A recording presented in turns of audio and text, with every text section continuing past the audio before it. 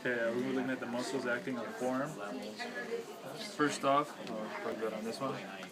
We have the biceps brachiae long head, this side over here. And its origin is the rim of the glenoid process. The insertion is the radial tuberosity, and it flexes the forearm and the arm, and it supinates the forearm. Over here, this section is the biceps brachiae short head, and its origin is the coracoid process of the scapula. The insertion is the radial tuberosity of the radius, and it flexes and supinates the forearm. And then over here we have the under here.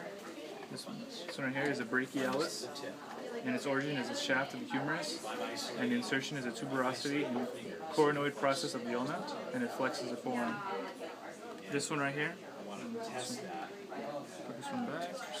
This one right here is a brachioradialis, and its origin is a supracondylar ridge.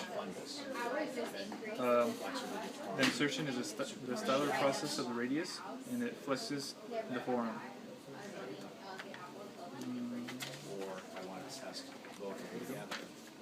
Then we turn it around. Look at the triceps.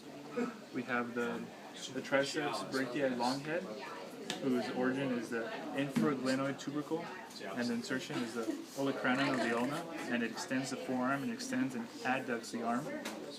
And then right here we have the triceps brachiae lateral head, whose origin is the humerus, and the insertion is the olecranon of the ulna, and it extends the forearm.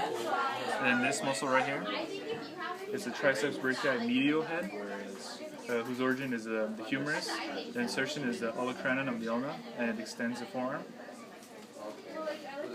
And then we have right here is the pronator teres, whose origin is the medial epicondyle of the humerus.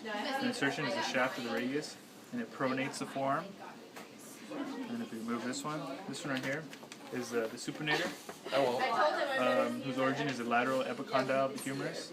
The insertion is the shaft of the radius, and it supinates the forearm.